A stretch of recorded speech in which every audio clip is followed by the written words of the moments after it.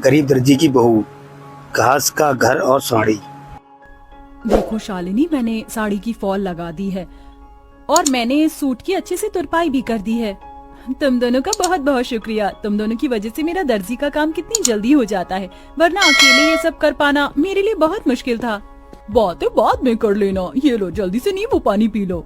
बाजार में तो नींबू के भाव चांदी के भाव जितने चल रहे हैं, तो तुमने ये नींबू पानी कैसे बनाया? वो पड़ोस वाली काकी है ना, उनकी नौकरानी आज नहीं आई थी, तो मैंने उनके घर के थोड़े बहुत काम कर दिए थे, इसलिए उन्होंने पैसों के बदले मुझे ये नींबू दे दिए। ये भगवान भी कैसे कैसे दिन दिखाता है। हम गरीबों को गर्मी के मौसम में नींबू पानी पीने के लिए भी हमें कितनी मेहनत करनी पड़ती है। अदिति की बातें सुनकर बाकी भी उदास हो जाती हैं। शालिनी बड़ी बहू थी जो कपड़े सिलती थी। पांचों के पति सड़क पर झाड़ू लगाने का काम करते थे, जिससे ये 2 वक्त की रोटी खा पाते थे। अरे वाह शीला, तुमने तो अपने घर का हुलिया ही बदल दिया। कितना सुंदर लग रहा है तुम्हारा घर। वो तो अच्छा लगेगा ही ना, पूरे 1 लाख रुपए जो लगाए हैं घर के रेनोवेशन और पेंट में। वैसे मेरे ख्याल से तुम पांचों को भी अपनी ये बाबा आदम के जमाने की गुफा को रेनोवेट करवाना चाहिए। न जाने इतनी गर्मी में तुम लोग इस गुफा जैसे घर में कैसे रहते हो। खिड़की दरवाजे तो ऐसे हैं कि अगर किसी का हाथ लग गया तो वहीं टूटकर गिर जाएंगे। शीला 5 बहुओं की बेइज्जती करके अपने घर चली जाती है। अपने घर की बेइज्जती सुनकर 5 बहुओं को बड़ा दुख होता है। अरे बाप रे बाप, ऐसा लग रहा है कि धरती लोक पर नहीं बल्कि सूर्य ग्रह पर पहुंच गया हूँ। कितनी गर्मी है। इतनी गर्मी में गुफा में सोओगे तो गर्मी नहीं तो क्या ठंड लगेगी? क्या गुफा? और नहीं तो क्या, ये गुफा क्या आप लोगों को घर दिखाई देती है? शादी को इतना समय हो गया है, लेकिन हम एक ढंग के किराए के मकान में भी नहीं रह सके। कभी कभी तो लगता है इस गुफा जैसे घर को छोड़कर जंगलों में चले जाऊं और वहीं रहूं। यासिका की ये बातें सुनकर सबको एहसास होता है, पर ये अपनी लाचारी और गरीबी देखकर कुछ नहीं कहते। अमृता, अगर तुम न होती तो इतनी गर्मी में हमें ये ठंडा पानी पीना भी नसीब नहीं होता। जमीन ठंडी रहती है ना, इसलिए मैंने पानी के मटके रखना शुरू कर दिया था, ताकि कड़ी से कड़ी गर्मी में भी हमें ठंडा पानी मिल सके। कल रात थोड़ी बहुत चैन की नींद नसीब हुई थी। वैसे ये कपड़ा गीला कर ओढ़ कर सोने का आइडिया सच में कमाल का निकला। अब तो मैं रोज ऐसे ही सोऊंगी। शालिनी देखो ना, मेरी साड़ी फिर से फट गई, इसे सिल दो। कितनी बार एक ही साड़ी को बार बार सिलकर पहनेंगे? जब से शादी हुई है तब से लेकर आज तक एक भी साड़ी नहीं पहनी है। वही 2-3 साड़ियों को सिल कर ही पहन रहे हैं। अदिति सबको ये बोली रही थी कि तभी बाहर से साड़ी वाले की आवाज आती है। साड़ी वाले की आवाज सुनकर 5 बाहर आ जाती हैं। अरे भाई साहब, ये नीली वाली साड़ी दिखाइए। अरे बहन जी, आप लोग वहाँ क्यों खड़ी हैं? देखिए, मेरे पास एक से बढ़कर एक साड़ियाँ हैं। बनारसी, सूती, लखनवी, जरी वाली। बताइए कौन सी साड़ी दिखाऊं? अरे भाई साहब जी, आप किन से साड़ी लेने के लिए पूछ रहे हैं जो एक ही फटी हुई साड़ी को सिल कर पहनती हैं? इनकी एक सूती की साड़ी लेने की तो औकात नहीं है। ये क्या ही महंगी साड़ियाँ लेंगे। अलीसा की ये बातें सुनकर 5 की आंखों में आंसू आ जाते हैं और वो वहाँ से चली जाती हैं।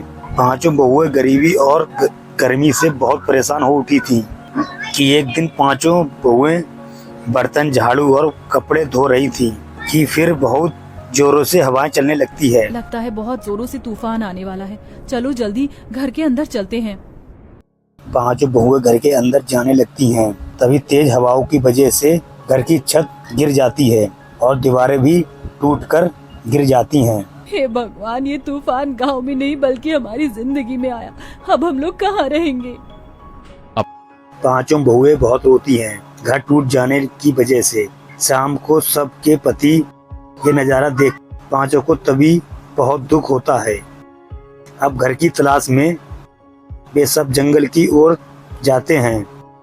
एक बड़े से पेड़ के नीचे रात वहीं गुजारते हैं। जहाँ पर ये सब रुकते हैं वहाँ एक नदी थी जो बहुत गंदी हो गई थी तूफान आने की वजह से। उसे देख सभी उस नदी की सफाई करते हैं और वहीं रहने भी लगते हैं। फिर कई दिन बीत जाते हैं। कभी तो मन करता है इसी नदी के अंदर कूदकर जान दे दूं। कम से कम इन चीजों से छुटकारा तो मिलेगा। अमृता, ये तुम कैसी बातें कर रही हो? जिंदगी का तो नाम ही संघर्ष है। हम लोग ऐसे हार नहीं मान सकते। शालिनी की बातें सुनकर सभी रोने लगती हैं। फिर उनके आंसू नदी में जा गिरते हैं। आंसू जैसे ही नदी में के अंदर गिरते हैं वैसे ही नदी से एक रोशनी निकलती है। फिर देखते ही देखते सबके सामने नदी की रानी बाहर आती है। कौन हो तुम? मेरा नाम नंदिनी है और मैं इस नदी की रानी हूँ। तुम पांचों ने मेरी नदी को साफ किया, यहाँ आसपास सफाई रखी और आज तुम लोग बैठकर ऐसे रो रहे हो। बताओ तुम लोग क्यों रो रहे हो? रानी की बातें सुनकर पांचों बहुएं अपनी बीती हाल बताती हैं। उनकी बातें सुनकर पांचों बहुओं को रानी पानी के अंदर ले जाती है। पानी के अंदर घर और सब कुछ घास का बना हुआ था। पांचों बहुएं ये देखकर हैरान होती हैं। ये सब हकीकत है या कोई सपना? ये सपना नहीं, हकीकत है। ये घास जादुई घास है जिसकी मदद से तुम लोग कुछ भी बना सकते हो और वो चीज बिल्कुल असली चीज की तरह ही काम करेगी। तुम लोग चाहो तो यहाँ से ढेर सारी जादुई घास ले जा सकते हो। नदी की रानी आपका बहुत बहुत। रानी का धन्यवाद करके पांचों बहुएं वहाँ से बहुत सारी घास ले आती और अपना घर बनाने लगती हैं। क्या इस घास से हम लोगों का घर बन पाएगा?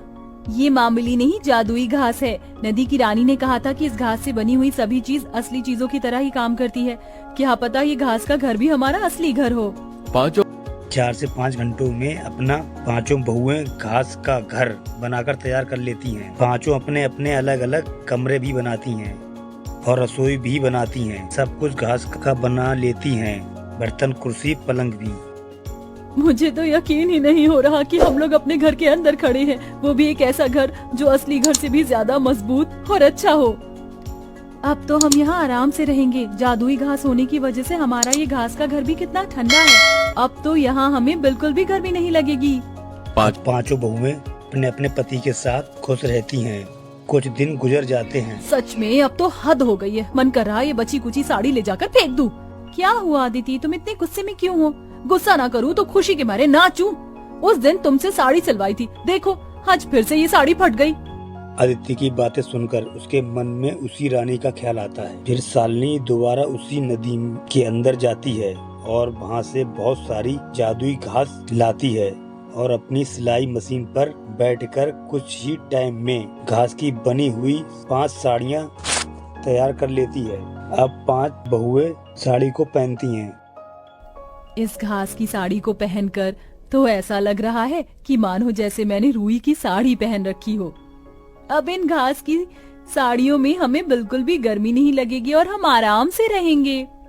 पांचों बहुएं घास की साड़ी बनाकर बहुत खुश होती हैं। जिस तूफान में इन पांचों का घर टूटा था, उसी तूफान में गांव में और भी घर टूटे थे जो वो भी बेघर हो गए थे। ये देखकर पांचों बहुएं जादुई घास से घर बनाती हैं।